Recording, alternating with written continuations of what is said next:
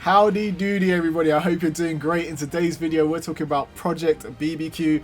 This is one that I've been keeping my eye on for a while now and it just looks cool, so I wanted to talk about it on the channel, but I haven't had my chance to talk about it because there have been so many games coming out this year, and when it comes to these games that are Eastern games, it's such a mixed bag. You don't know if they're going to come out with this mad pay to win, you don't know if they're just going to be dead, you don't know if they're ever actually going to come over to the West, but I like to be kind of optimistic about the fact that they are being developed and the games look cool, so I always try to hope that these games actually do come out over here. So I just want to get you guys up to speed and make sure that you guys are aware, and for those that have been following the project, get you guys up to speed on all the news and some little tidbits, you know what I'm saying? So let's get into it and give you guys an overview on exactly what the game is, and if that sounds good to you, hit that like button and subscribe to the channel. So the first thing to look at is the developers. We know the developer is Neople and the publisher is Nexon.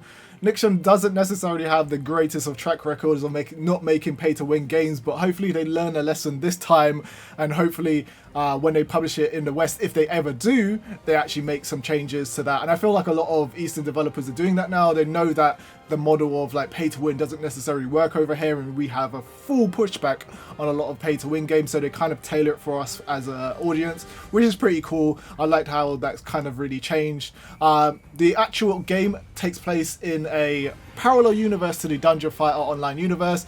I never played the original Dungeon Fighter Online MMO, so it's going to be nice to see some of those aspects come over.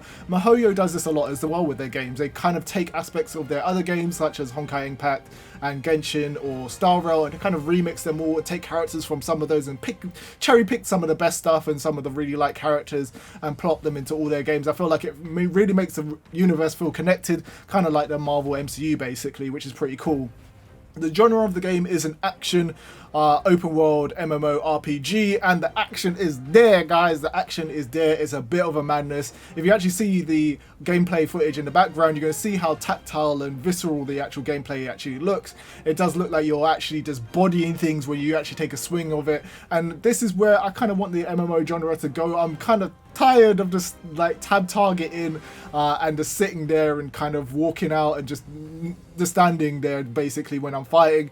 This kind of visceral combat with friends is just the way to go for me, and it just excites me every time I see it. So it's cool to see that it's actually happening here. But let's get in and talk about the classes a little bit. We've only got a little bit of information on the classes. We kind of know what they are. We can kind of derive them from like old Dungeon Fighter classes, but let's just go through what we've actually seen. I'm not going to go through any of the moves or all of that stuff because we don't know exactly what those exactly are at the moment.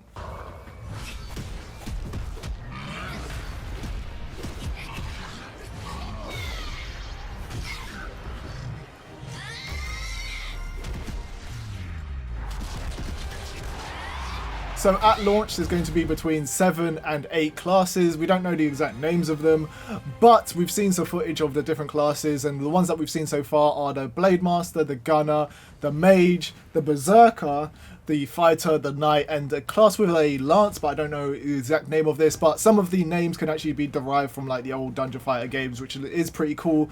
It's nice to see them actually come over, but the one that tickles my fancy and the one that really made me take note of this game is the Fighter. I've turned into a parry gamer, guys. I just like the timing, you know, when you just press a button to kind of react to what the enemy is doing. Something like that just ticks a box on me. So the Fighter is definitely the one that's like looking so cool. I just like the dodging and kind of like the boxer kind of stance and all of that stuff where it's like going in. So I can't wait to get my hands on this, but you guys can let me know exactly what classes look good to you. The other class that I'm kind of really thinking about playing is the Mage class, but you guys let me know what you think of this game as a whole. If you feel like it's going to be pay to win, if we're ever getting it in the West, all of that stuff, let me know. They're actually developing a brand new MMO alongside this as well called Project Overkill, which looks more like a traditional Dungeon Fighter online game. So people were kind of worried that that is actually going to take over development time and it's not actually going to come over here because they've kind of shifted resources to that. But in a recent investor call, they've reinforced that this game is actually coming out next year in Korea, and it should be dropping then. So it's looking hopeful in that way. If they're saying that it's actually dropping that time and they've invested all this money into it and they're putting that out to their stakeholders, hopefully the game is actually dropping. But again, guys, let me know what you think of this one, if you're going to be picking it up, if it does come over to West, if you feel like it's going to be a flop, all of that stuff. Guys, give me your honest opinions. Anyway, guys, see you guys on the next video. Bye bye. Hey guys, thanks for watching. Don't forget you can subscribe so you don't miss another video.